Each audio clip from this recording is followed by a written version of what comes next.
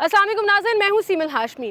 करेंगे अहले नज़र ताज़ा बस्तियाँ आबाद, रूडा स्पेशल शो। नाज़रीन, इस वक्त मैं मौजूद हूँ रूडा रावी इंडस्ट्रियल जोन।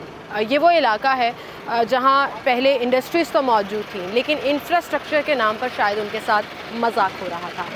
ना तो इसको इंडस्ट्रियल जोन करार दिया गया था और ना ही यहाँ पर कोई फैसिलिटीज़ मौजूद थी। लेकिन रूडा ने जब से इस एरिया को ऑन बोर्ड लिया और जितने यहाँ के इंडस्ट्रियलिस्ट हैं वो ऑन बोर्ड आए और उनके साथ जब काम होना शुरू हुआ तो एक इंफ्रास्ट्रक्चर प्रॉमिस किया गया, जो ओवर द मंथ्स हमने देखा है कि यहाँ पर काम की रफ्तार के हिसाब से वो प्रॉमिसेस, वो तमाम चीज़ें जिसका रूडा ने कहा था कि ऑन ग्राउंड अवेलेबल होंगी, उस पर काम होना शुरू हो गया। मेरे पीछे आप इस वक्त देख सकते हैं कि रोड का वो जो पूरा कार्पेटिंग का काम सिर्फ रह गया है, जहाँ पर मैन होल्स बनाने हो, पाइपलाइन बिछानी थी सीवरेज की, और तमाम जो अंडरग्राउंड काम होते हैं वो कंप्लीट कर लिए गए हैं और इस वक्त यहाँ पर बड़ी तेज़ी से काम चल रहा है। कुछ अरसा पहले जब बनाम सरकार उज़्मा रूमी कर रही थी तो उन्होंने आपको इस इलाके की सूरत हाल दिखाई थी। उस वक्त यहाँ पर खुदाई हो रही थी, इंफ्रास्ट्रक्चर का काम चल रहा था, लेकिन आज हम देखते हैं कि कुछ ही अरसे के बाद वो एक्चुअली हमें कंप्लीशन की तरफ जाता हुआ नज़र भी आ रहा है। आप आएँ मेरे साथ,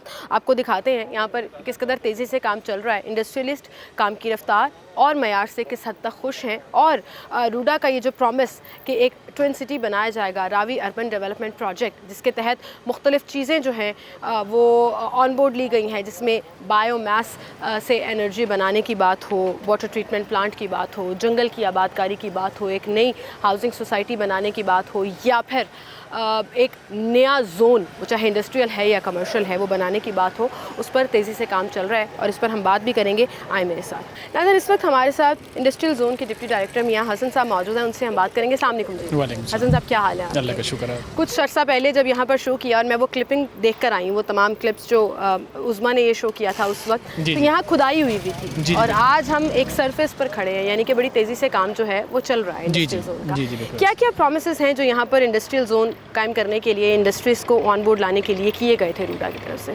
जी, हमारा बेसिक इंफ्रास्ट्रक्चर का था। एक तो सीवरेज यहाँ पर है, क्योंकि अब सीवरेज का कोई निज़ाम नहीं था और जब बारिश होती थी, बारिशों के मौसम में, तो पानी महीनों यहाँ पर खड़ा रहता था और आमदो रफ्त में बहुत इनको दुश्वारी होती थी। तो मेन सीवरेज का है काम, और सड़क भी प्रॉपर लेवल कोई उसके चीज़ मतलब प्लानिंग के तहत नहीं बनी थी। तो ये हमारा था, और आप देख सकते हैं कि जी जब हमने शुरू किया था कुछ महीने पहले तो बिल्कुल यहाँ कच्चा ये था और खुदाई हुई भी थी, और अब आप देख सकते हैं कि जी प्रॉपर सीवरेज यहाँ कवर हो गया है और बेस पड़ गई है और सिर्फ कारपेटिंग होनी है। जब कंप्लीट ये तकरीबन 30% कंप्लीट हो चुका है, अब मज़ीद आगे भी ये कंप्लीट हो जाएगा तो फिर इसकी कारपेटिंग वगैरह स्टार्ट होगी। आउटलुक जो है वो बिल्कुल ही डिफरेंट। जी, बिल्कुल डिफरेंट हो जाएगी। इसमें मतलब कारपेटिंग भी होनी है, फिर उसमें स्ट्रीट लाइट्स भी इसमें लगनी है और इंडस्ट्रियल गेट भी लगना है, और एक जो नाला यहाँ पर है उसकी लाइनिंग भी होनी है। बिल्कुल सही। अच्छा, बड़ा मुश्किल होता है सर इंफ्रास्ट्रक्चर के काम में, स्पेशली जब डिटेलिंग की तरफ आप जाते हैं और अंडरग्राउंड काम के, क्योंकि अक्सर हम देखते हैं कि कुछ प्रोजेक्ट्स के बाद उनका जो अंडरग्राउंड काम है वो कोई ना कोई ख़राबी निकल आती है। तो स्टैंडर्ड्स कैसे मेंटेन किए जा रहे हैं? और मैं देख रही हूँ यहाँ पे हमारे पीछे ही बिल्कुल एक वो सीवरेज के पाइप्स जो हैं वो बीच में डाले गए हैं, तो ये प्रॉपर एक्यूरेशन के साथ मैं देख रही हूँ कि मेरे नाक़िस इल्म के मुताबिक काम चल रहा है। जी, इसमें बेसिक ये हुआ है कि जी इसमें जो लोगों को यहाँ पर था कि जी डिले हो रहा है, काम स्टार्ट नहीं हो रहा, तो गवर्नमेंट के काम में इस तरह होता है कि प्रॉपर डिज़ाइन इसमें नेस्पाक ने डिज़ाइन किया है, और जो कॉन्ट्रैक्टर हैं हमारे NLC, तो वो कोई भी चेंज इसमें एक डिज़ाइन पहले करते हैं, हर तरह से उसको चेक करते हैं, फिर ऑन साइट जब ऑन ग्राउंड काम शुरू होता है तो उसमें कुछ ज़ाहिर है कि ऑन ग्राउंड चेंजेस आती हैं। वो हर चेंज के लिए वो अपना उनका डिज़ाइन नेस्पाक जो है ना वो चेंज किया जाता है और फिर NLC उस पर काम करता है। वो कोई भी चीज़ जो है ना वो चेंज नहीं कर सकता डिज़ाइन की चेंज के बगैर। सर, थोड़ा सा बैकग्राउंड बताइएगा इस इंडस्ट्रियल एरिया को ऑन बोर्ड लाकर एक जोन बनाना, क्योंकि ऑलरेडी जोन मौजूद भी है सुंदर का, अगर हम जिक्र कर लें तो कायदे आज़म वो बड़े जोन है, इसका मकसद क्या था? रूडा ने इसको ऑन बोर्ड क्यों लिया? जी, ये इंडस्ट्रियल जोन है हमारा जो मास्टर प्लान में डिक्लेयर हुआ है। ये काफ़ी बड़ा एरिया, तकरीबन 7000 एकड़ से ज़्यादा एरिया है। उसमें डिफरेंट फेजेज़ हैं, फ़ेज़ 1, 2, 3। तो ये इसमें इंडस्ट्रियल जोन है, इसको हम रेगुलराइज कर रहे हैं। यहाँ पर मेनली स्टील इंडस्ट्री है, प्लास्टिक की है, कुछ ऑटो पार्ट्स की, कुछ मोबाइल एसेसरीज़ की, जो हमने सर्वे करवाया उसके मुताबिक। लेकिन मेनली 50% आप कह सकते हैं कि स्टील इंडस्ट्री यहाँ पर री रोलिंग मिल और फर्नेसेस वगैरह हैं, उनको हम रेगुलराइज कर रहे हैं, उनको प्रॉपर इंफ्रास्ट्रक्चर दे रहे हैं, और ताकि वो हमारे बाई लॉज के मुताबिक एनवायरमेंटल स्टैंडर्ड्स जो कंस्ट्रक्शन के बाई लॉज हैं उसके मुताबिक ऑपरेट करें। बिल्कुल ठीक है। और इंडस्ट्रियल इस्टेट जो है, जिस तरह आप कह रही हैं सुंदर वगैरह, वो हमारा एक सेपरेट प्लान है जिसके लिए हम एक एरिया लेके उसको डेवलप करके प्रॉपर उसमें रेगुलर प्लॉट्स और सारा इंफ्रास्ट्रक्चर और एनर्जी वगैरह, ग्रीन एनर्जी वगैरह का, उसके बाद हम प्लॉट सेल करेंगे। ठीक है जी जी, इन्वेस्टर्स को और लोगों को जी जी, इंडस्ट्रियलिस्ट को जी जी, जो नई इंडस्ट्री बनाना चाहते हैं जी, उसमें इंडस्ट्री भी एरियाज मार्क्ड होंगे, फार्मास्यूटिकल के लिए अलग है, टेक्सटाइल के लिए अलग है जी, इलेक्ट्रॉनिक्स जी जी, उसमें जोन्स होंगे जो अच्छा, ये बात आपकी बिल्कुल ठीक है हसन साहब। हम ओवर द ईयर्स देखते हैं कि लाहौर कितना अनप्लान्ड तरीके से डेवलप हो रहा है। अनप्लान्ड से मेरी मुराद के बस अर्बनाइजेशन हो जा रही है,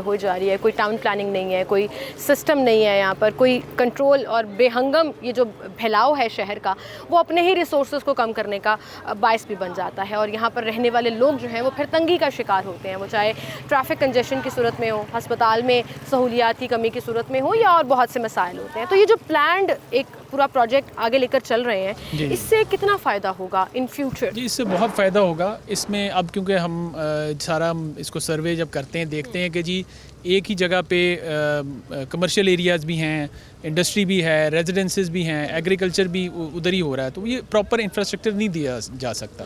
इंडस्ट्रियल जोन करने का ये मकसद है कि जी प्रॉपर जो इंडस्ट्री के लिए इंफ्रास्ट्रक्चर रिक्वायर्ड है, जो रोड्स हैं, जो विड्थ है उसकी, जो इलेक्ट्रिसिटी की इश्यूज़ हैं, जो वेस्ट वाटर के उनके डिस्पोजल के इश्यूज़ हैं, तो उसके मुताबिक वो चीज़ें की जाएँ। यहाँ पर सिर्फ इंडस्ट्री होगी और उसके साथ जो लेबर की कॉलोनीज़ वगैरह या वो चीज़ें हैं, रेजिडेंशियल एरिया जिसमें आपने चहार बाग हैं या और, वो सेपरेट होगा, वो इंडस्ट्री के अंदर जो है रेजिडेंशियल एरिया या वो चीज़ें नहीं होंगी। ये तो ऑलरेडी जो चीज़ें काम कर रही हैं, हम उनको रेगुलराइज कर रहे हैं, ठीक है, और हम यही उसको प्रमोट कर रहे हैं कि लोग प्लान्ड तरीके से जो रेजिडेंसेस में रेजिडेंशियल एरिया है वहाँ जाएं, कमर्शियल एरिया सेपरेट हो, एग्रीकल्चर के लिए स्मार्ट एग्रीकल्चर वगैरह या उसके लिए अलग जोन, अलग से एक जगह है, बैराजेस अलग बनाए जा रहे हैं, मेडिकल जो है वो अलग, यूनिवर्सिटीज़ वगैरह के लिए, स्कूल्स के लिए अलग एरियाज़ मुख्तस किए गए हैं। और ये जो रेजिडेंशियल है उसमें भी सारी वहाँ जो रेजिडेंशियल की फैसिलिटीज़ हैं वो वहाँ पर होंगी, मॉस्क, ग्रेवयार्ड, स्कूल, कॉलेजेस जो रिक्वायरमेंट्स हैं वो पूरी की जाएंगी। बिल्कुल ठीक। अच्छा, मैं चाहूँगी कि आप हमारे साथ आएँ जी जी, और हम साथ साथ आपको दिखाएं भी कि ये कितना लंबा पूरा एक एरिया है जिसको कवर किया जा रहा है इंफ्रास्ट्रक्चर पर। अच्छा, मैं नाज़रीन आपको भी और हसन साहब हमें भी लेकर चल रहे हैं और दिखा रहे हैं कि ये पूरी कितना बड़ा एरिया है इंडस्ट्री का जिसको कवर किया जा रहा है और इंफ्रास्ट्रक्चर प्रोवाइड किया जा रहा है। और जैसा कि हसन साहब आपने कहा कि इंडस्ट्री का इंफ्रास्ट्रक्चर डिफरेंट होता है क्योंकि उनका वेस्ट और तरह से होता है, इन्वायरमेंट इशूज़ और होते हैं, उन सब चीज़ों को एड्रेस किया जा रहा है और कैसे किया जा रहा है? जी, सबसे बड़ी जो मेन इंडस्ट्री की रिक्वायरमेंट है वो उनकी एक्सेसिबिलिटी है रोड्स की, कि जो कुछ इंडस्ट्रीज़ हैं जिनको कंटेनर्स में माल, उनका रॉ मटेरियल आता है, हैवी ट्रैफिक होनी फिनिश हैवी ट्रैफिक, हाँ, उसके लिए रोड की रिक्वायरमेंट्स हैं। जिस तरह यहाँ पर ये रिजिड पेवमेंट पे रोड बन रही है। अच्छा। ये आम कोई मतलब जिस तरह रेजिडेंशियल में या होती हैं रोड्स, ये वो रोड नहीं है, ये प्रॉपर उस लोड के लिए हमने यहाँ पूरा डाटा निकलवाया है। यहाँ जो कांटे हैं जी जी, उनसे डाटा निकलवा के साल का, 6 महीने का, कि कितनी यहाँ पे आमदरफ्त है, और क्योंकि स्टील है उसका काफ़ी लोड होता है, उसके मुताबिक ये रोड्स डिज़ाइन की गई हैं। ठीक है जी जी। और ये में हम पीछे देख रहे हैं कि मशीनरी जो हैं वो काम भी किया जा रहा है। अच्छा सर, जैसे आपने बताया कि चूँकि हैवी ट्रैफिक गुजरनी होती है तो उसकी रोड रिक्वायरमेंट्स और तरह से होती हैं, तो वो तमाम स्टैंडर्ड्स को चेक किया जा रहा है, देखा जा रहा है। जी बिल्कुल, मैंने जैसा आपको अर्ज़ किया कि जी जो लोड है यहाँ पर, स्टील के जो रॉ मटेरियल आते हैं, जो फिनिश्ड गुड्स जाते हैं यहाँ से, वो हमने सारा डाटा यहाँ पर 3 इस रोड पे 3 कांटे हैं मेन, तो हमने उन सारों का डाटा लिया है और उसके हिसाब से फिर हमने एक एवरेज लोड के हिसाब से ये रोड डिज़ाइन हुई है कि वो उस लोड को सस्टेन कर सके। वरना आप देखते हैं कि जी रोड्स बड़ी अच्छी बनती हैं लेकिन कुछ देर बाद ही वो टूट फूट का शिकार हो जाती है। उसमें दो मेन रीजंस हैं। एक तो निकासी नहीं होती पानी की, बारिशों के पानी की, तो इसमें सेपरेट हमने सीवरेज का और रेन वाटर के सेपरेट 2 आप देखेंगे इसमें मैन होल्स। ये सेपरेट है, मतलब एक तरफ रेन वाटर, दो, हाँ जी, और दूसरी तरफ इंडस्ट्री का जो जी वेस्ट है जी वो जी, निकलेगा। हाँ जी। ये तो स्मार्ट मूव है मेरे ख्याल से। जी बिल्कुल, कैलकुलेटेड मूव है। ये रिक्वायरमेंट्स हैं, ये कोई भी इंडस्ट्रियल जो जोन है, क्योंकि हमें इसमें आप कह सकती हैं कि एडवांटेज भी डिसएडवांटेज भी हो सकता है, लेकिन उसको हम एज एन अपॉर्चुनिटी लें कि इंडस्ट्री यहाँ ऑलरेडी बनी हुई है, तो हमने उनकी रिक्वायरमेंट्स के मुताबिक इस चीज़ को केटर किया है, इसको डिज़ाइन किया है उस हिसाब से, क्योंकि हमारे पास ऑलरेडी उसका डाटा, उसकी लोगों का एक्सपीरियंस है कि उनको क्या प्रॉब्लम्स फेस हो रही हैं, उन प्रॉब्लम्स को हमने एड्रेस करने की कोशिश की है। बिल्कुल ठीक। और ये बड़ा ज़रूरी था जी, क्योंकि जब आप कोई भी प्रोजेक्ट स्टार्ट करते हैं तो लोगों को कन्विंस करना बड़ा मुश्किल होता है, और ऐसा ही हुआ था।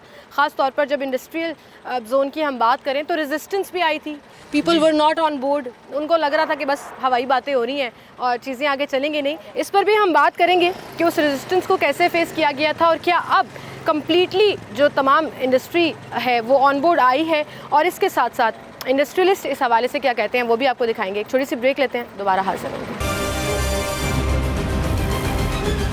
वेलकम बैक नाज़रीन, एक बार फिर से आपको खुशामदीद कहेंगे। और ब्रेक में भी रूडा का शो ऐसा होता है कि मुसलसल डिस्कशंस चल रही होती हैं और हर चीज़ को हम नोटिस कर रहे होते हैं। हमारे साथ इंडस्ट्रियल जोन के प्रोजेक्ट हेड और डिप्टी डायरेक्टर साहब हसन साहब तो मौजूद हैं ही, इंडस्ट्रियलिस्ट जो यहाँ पर ये इंफ्रास्ट्रक्चर होता हुआ देख रहे हैं और किस तरह से उनको इन फ्यूचर जो है यहाँ पर फ़ायदा नज़र आ रहा है। कामरान साहब हमारे साथ मौजूद हैं, उन्हें भी हम खुशामदीद कहेंगे। अस्सलाम वालेकुम कामरान साहब, बहुत शुक्रिया आपकी तशरीफ़ आवरी के लिए। और हमारे साथ जो रूडा कोऑर्डिनेशंस में इन तमाम इंडस्ट्रियलिस्ट को ऑन बोर्ड भी लेकर आए और तमाम काम को न सिर्फ समझ रहे हैं, देख रहे हैं, बल्कि करवा भी रहे हैं, ज़ियाउल हक भट्ट साहब भी मौजूद हैं, उन्हें भी हम खुशामदीद कहेंगे। अस्सलाम वालेकुम जी, बहुत शुक्रिया जी आपकी तशरीफ़ आवरी के लिए। हसन साहब, आपसे बात हो रही थी ब्रेक पर जाने से पहले, तो हम एक मेन पॉइंट के ऊपर आकर खड़े हो गए हैं, तो मैं चाह रही हूँ कि मेरे साथ साथ आप जो तमाम लोग देख रहे हैं उनको भी ज़रा समझाएं कि ये मेन सीवरेज लाइन है।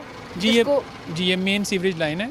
इसमें हमने दो लेफ़्ट सीवरेज लाइन जो है, जो लेफ़्ट साइड पे इंडस्ट्रीज़ हैं या एग्रीकल्चर एरिया है, और राइट साइड पे इसको सेपरेट किया है ताकि ये दोनों लाइंस का जो पानी है, रेन वाटर और इंडस्ट्रियल वेस्ट वाटर, वो एक जगह पे जमा हो। और ये मेन सीवरेज की लाइन है हमारी, तो ये यहाँ से जाएगा। इसमें कोई प्रॉब्लम होगी तो मेन सीवरेज को इफेक्ट नहीं होगा, मेन सीवरेज को इफेक्ट नहीं किया जाएगा। वही जो मैं पहले कह रही थी कि ये एक स्मार्ट मूव है जिसमें मेन लाइन इंटैक्ट रहेगी और साइड लाइंस के थ्रू प्रॉब्लम्स को डिटेक्ट किया जाएगा जो इन फ्यूचर हो सकती हैं। मैं कामरान साहब आपकी तरफ आना चाहूँगी। मुझे याद है आपके साथ हमारे बहुत से शोज़ हुए, और मुझे वो टाइम भी याद है जब आप लोग ऑन बोर्ड नहीं थे और आप लोगों को लगता था पता नहीं ये क्या हवाई बातें हैं, लेकिन आज कई महीनों बाद हम देख रहे हैं कि वो ऑन ग्राउंड प्रॉमिसेस जो रूडा ने किए वो होते हुए नज़र भी आ रहे हैं। जी डेफिनेटली। पहले तो मैं सीईओ रूडा साहब का बहुत शुक्रगुजार हूँ, इमरान अमीन साहब का, जिन्होंने इस रावी इंडस्ट्रियल जोन के फ़ेज़ ए का काम शुरू करवाया। ये फ़ेज़ ए है जहाँ पे आप खड़ी हैं,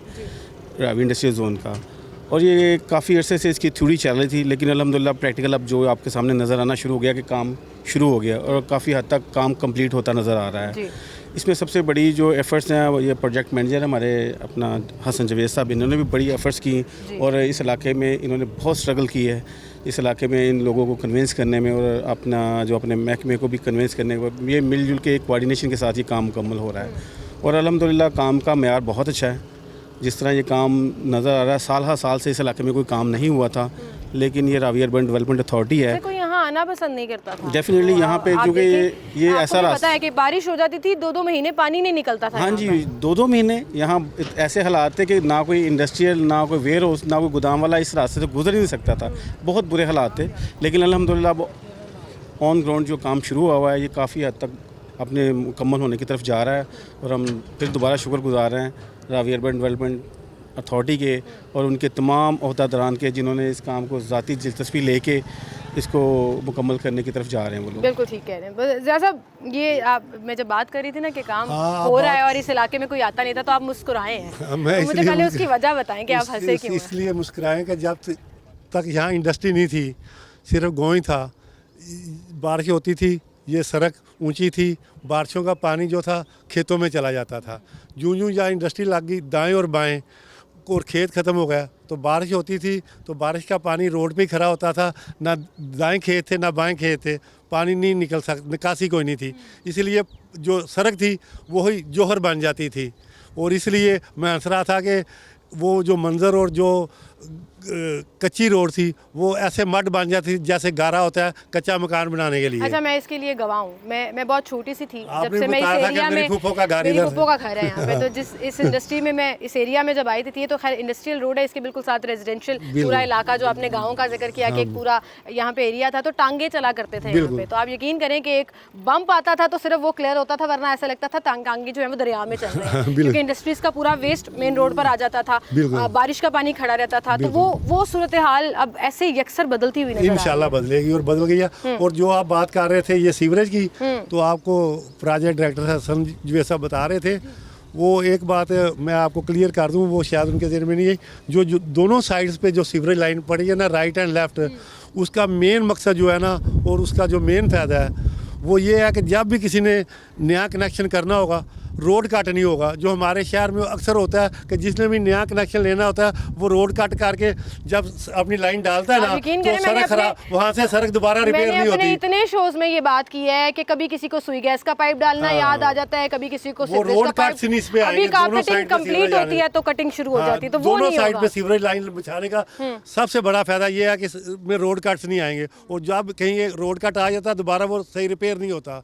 तो इंशाल्लाह ये बहुत अच्छी मनसूबाबंदी के साथ काम कर रहे हैं, तो बहुत मेहनत। अच्छा, इंडस्ट्रीज जो यहाँ पर मौजूद हैं उनका क्या रिएक्शन है इस चीज़ के ऊपर? वो तमाम लोगों से है कि फ्यूचर में क्या फ़ायदे होंगे? आज से 10 साल पहले हर वक्त ये तलवार लटकती थी, कभी ये लेक सिटी का मनसूबा बनता था, कभी कोई मनसूबा बनता था, तो ये तलवार लटकती रहती थी कि किसी वक्त भी हुकूमत हमें यहाँ से डिसलोकेट करेगी, इसको एक्वायर कर लेगी। लेकिन जब से रूडा आ गया है और रूडा ने इसको इंडस्ट्रियल जोन डिक्लेयर कर दिया है, हर आदमी अब ये उसके ज़हन में ये बात बैठ गई है कि अब मेरी नस्लों तक इसे कोई नहीं उठाएगा।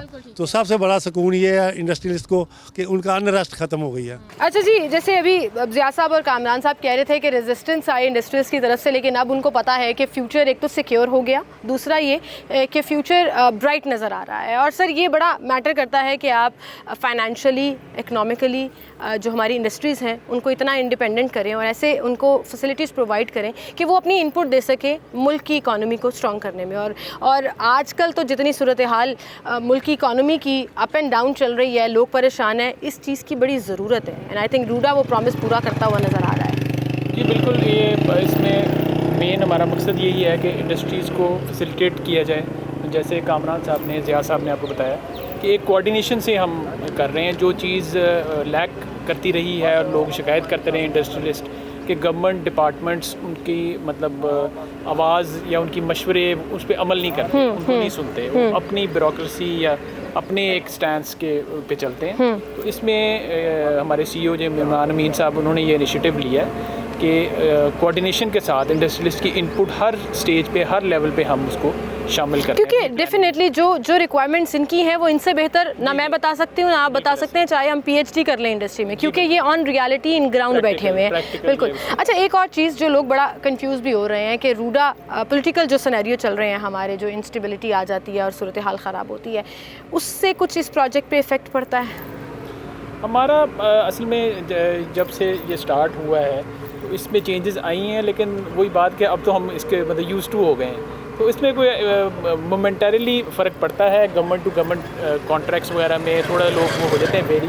हमें अब भी लोग यही पूछते हैं कि जी रूडा चल रहा है, तो वो हम तो कह रहे हैं कि भाई ये तो इसमें उतार चढ़ाव आते हैं गवर्नमेंट्स में, लेकिन हमारा जो एज एन इंडिपेंडेंट प्रोजेक्ट ये जी ये बिल्कुल ये एक्ट ऑफ पार्लियामेंट से बना है और इसको कोई इंशाल्लाह स्टॉप नहीं कर सकता। तो ये अपनी प्लानिंग से तो जिसकी भी पार्टी हो, पब्लिक इंटरेस्ट का प्रोजेक्ट है, ये चलता रहेगा। बिल्कुल ऐसे ही। ठीक है, चलें जी नाज़रीन, हम वापस चलते हैं जहाँ से हमने शुरुआत की थी, क्योंकि जहाँ इस रोड पर जहाँ हम खड़े हैं यहाँ तो ऑलमोस्ट काम कंप्लीशन की तरफ चल रहा है, लेकिन आगे आप देखेंगे कि खड्डे हैं, मट्टी है, धूल है और मशीनरी काम कर रही है।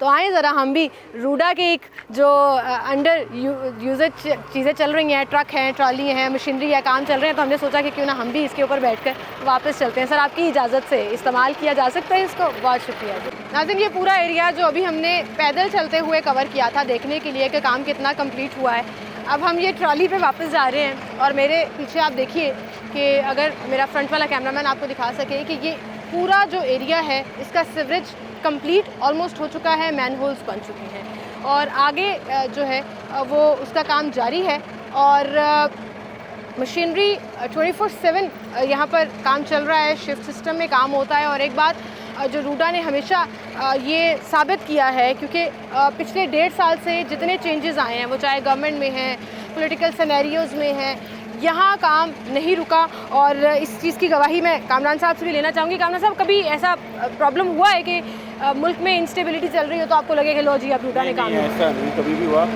थोड़ी बहुत लोगों की जो माइंड सेट चेंज होते हैं, लेकिन अल्हम्दुलिल्लाह रूडा जो है ना, आपको पता है कि अथॉरिटी है, और अथॉरिटी जो है ना उसको जब बनाया जाता है तो पूरा एक उसके साथ पूरी उसकी लॉजिक होती है। बगैर लॉजिक के तो ये रूडा नहीं बना।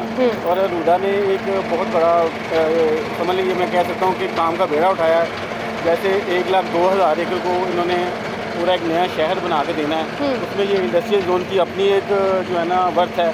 और ये देखिए, ये वो इलाके थे जहाँ लोग आना दोबारा नहीं करते थे। आज अल्हम्दुलिल्लाह यहाँ पे तरक्याती काम शुरू हो चुके हैं। बिल्कुल ठीक। और पाए तकमील की तरफ जा रहे हैं। बिल्कुल ठीक। और हम भी जा रहे हैं जी।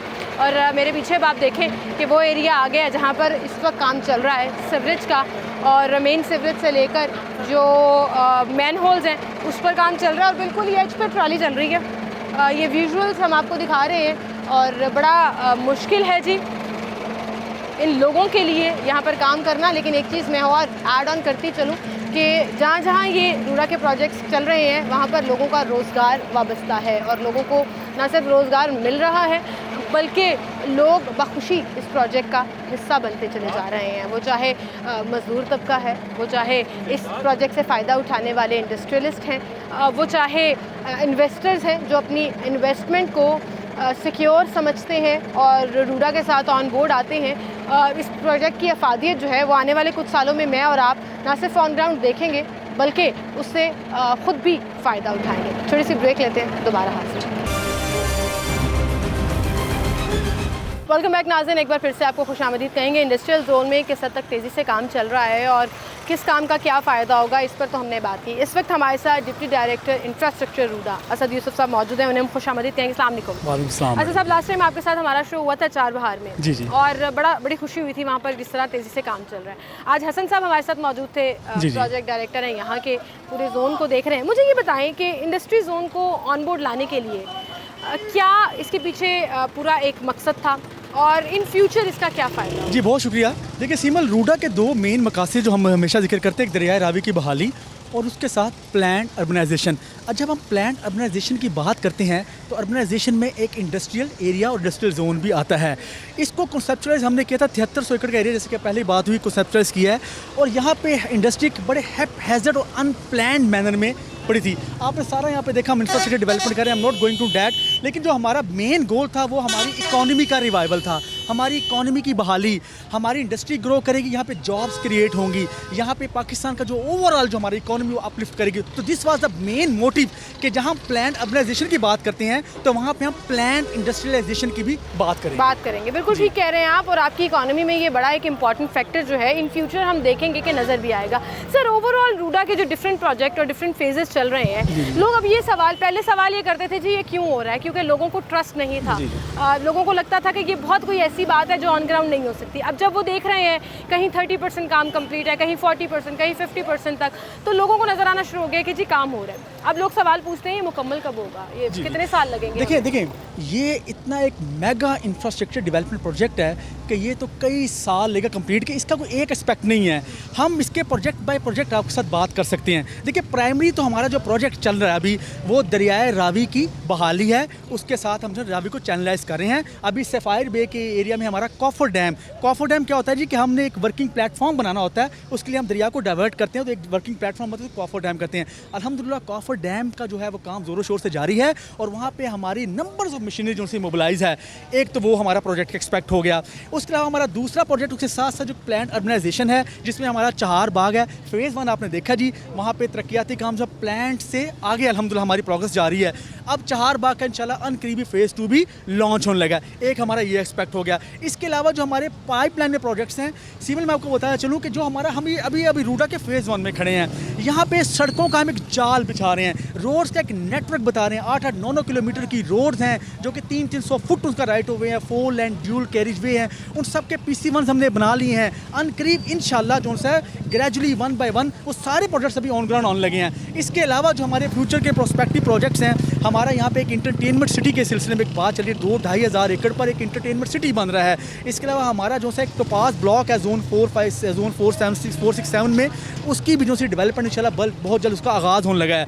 तो इसके अलावा मैं आपको बता चलूँ, तीसरा एस्पेक्ट रूडा का जो है वो इन्वायरमेंट की बहाली है, जिसमें हम जंगलात जो हमारे हैं रूडा की जुरिस्डिक्शन में हमने जैसे हमारा मेन हमारा जंगल है झोंक का जो हमारी इस वक्त हमारी है, हम उसको लाखों दरख्त इंशाल्लाह कार्बन क्रेडिट्स पे काम कर रहे हैं, वहाँ पे लाखों दरख्त लगेंगे। अच्छा, इस तरह अगर हम बात करते चले जाएं तो इतने प्रोजेक्ट्स और इतने फेजेस हैं जिस पे हम डिफरेंट लेवल पर शोज़ भी कर रहे होते हैं और आपको दिखाते भी हैं कि वो एक्चुअली काम जो है उस पर या तो शुरू होने वाला है या हो चुका है और आगे चल रहा है। इसके साथ साथ आप मुझे ये भी बताइएगा कि बहुत से लोग अब कन्फ्यूज़ हो जाते हैं, ख़ासतौर पर पॉलिटिकल जो सनेरियोज चल रहे होते हैं कंट्री में या जो इक्तिसादी सूरत हाल चल रही है, ऐसे में इन्वेस्टर्स को इन दी एंड आप क्या मैसेज देना चाहेंगे, कैसे कहना चाहेंगे? देखिए आपने बहुत अच्छा सवाल किया है। मैं ये बता देना चाहता हूँ इन्वेस्टर्स को कि ये वो प्रोजेक्ट है जो बियॉन्ड एनी पॉलिटिकल एफिलिएशन है। वजह क्योंकि इस प्रोजेक्ट की जो फुटिंग है वो बेसिकली इंजीनियरिंग फुटप्रिंट्स पर चल रहा है। हम सारे इंजीनियर्स आपके सामने आ रहे हैं। इस प्रोजेक्ट की जो बेसिस है वो इन्वायरमेंट की बहाली है। इस प्रोजेक्ट की जो बेसिस है वो प्लान अर्बनाइजेशन है। इसके इंजीनियरिंग फुटप्रिंट्स इतने स्ट्रॉन्ग और जस्टिफाइड हैं कि ये किसी भी पॉलिटिकल एफिलिएशन या पॉलिटिकल सर्कमस्टांसेस से मुबर्रा हैं। इसलिए अगर आप यहाँ पे इन्वेस्टमेंट करेंगे, यहाँ पे एक हाई राइज बिल्डिंग्स बनेंगी, नए नए सिटीज़ बनेंगे, तो जब आप यहाँ पे इन्वेस्टमेंट करेंगे जो इन्वेस्टर हो उसको यहाँ पे फ़ायदा होगा। बिल्कुल सही, बहुत शुक्रिया आसिफ साहब, आप हमारे साथ मौजूद थे। और नाज़रीन, रूडा स्पेशल शो में हमेशा हम आपको इसके डिफरेंट फेजेस दिखाते हैं, तरक्याती काम कहाँ तक पहुँचा वो दिखाते हैं और किस तरह से लोग जो हैं वो इस पर अपना ट्रस्ट भी कर रहे हैं और इससे फ़ायदा भी उठा रहे हैं, वो आपको दिखा रहे हैं। इसी के साथ मुझे इजाज़त दीजिए, अपना बहुत सा ख्याल रखिएगा। अल्लाह हाफ़िज़।